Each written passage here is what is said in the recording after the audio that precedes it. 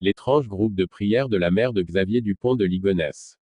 Soupçonné du meurtre de sa famille, Xavier Dupont de Ligonnès aurait participé, jusqu'en 1995, à de curieuses pratiques religieuses.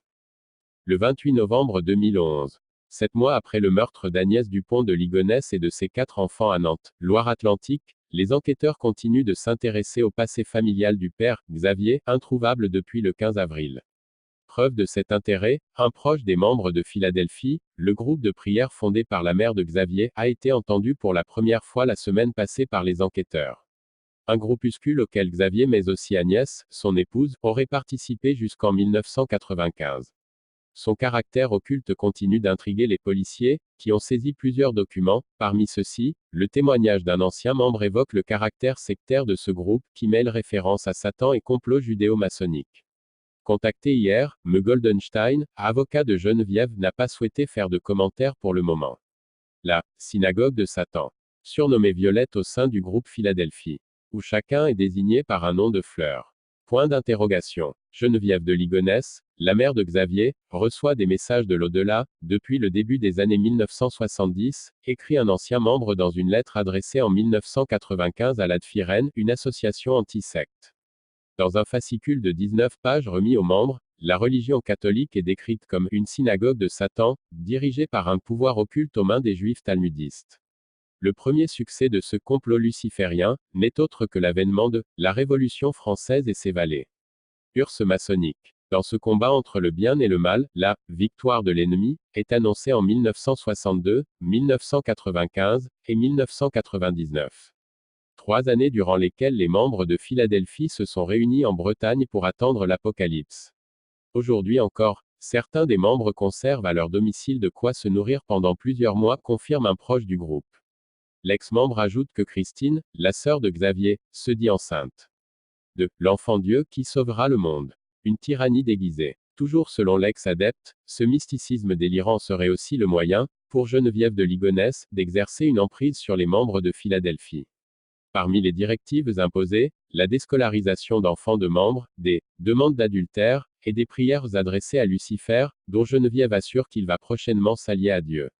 Elle devient très dangereuse pour les pauvres gens qui sont envoûtés par des années de soumission haine conditionnelle à sa tyrannie déguisée, écrit l'ancien membre.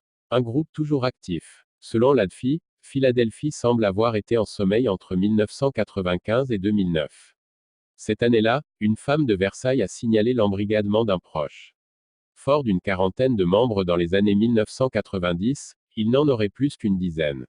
Geneviève propage désormais ses messages sur le site catholique Gloria TV. Le dernier, daté du 8 septembre, évoque l'ultime combat de la lumière contre les ténèbres de ces temps. Interview de l'avocat de Christine et Geneviève Dupont de Ligonnès.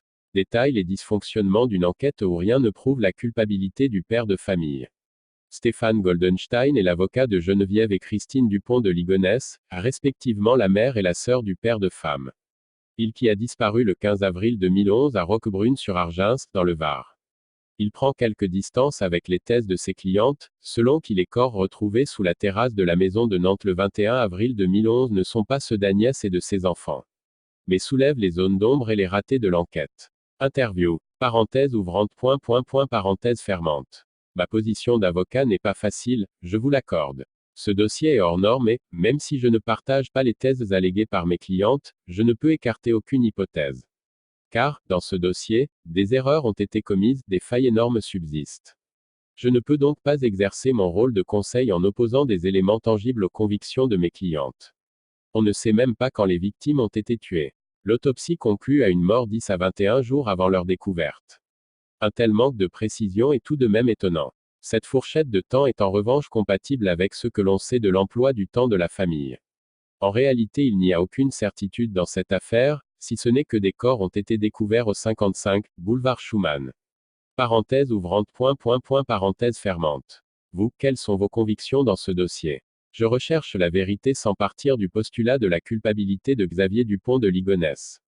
Ce que je sais aussi, c'est qu'un homme seul ne peut pas creuser le trou sous la terrasse, même aveuglé par la rage et la haine, 2,5 mètres cubes de terre ont été déplacés. Dans cette affaire, on est parti du principe que Xavier Dupont avait assassiné sa famille avant de se volatiliser. On n'a exploré aucune autre piste. Je ne dis pas qu'il est innocent ni qu'il est coupable. Je dis que le dossier n'est pas clair.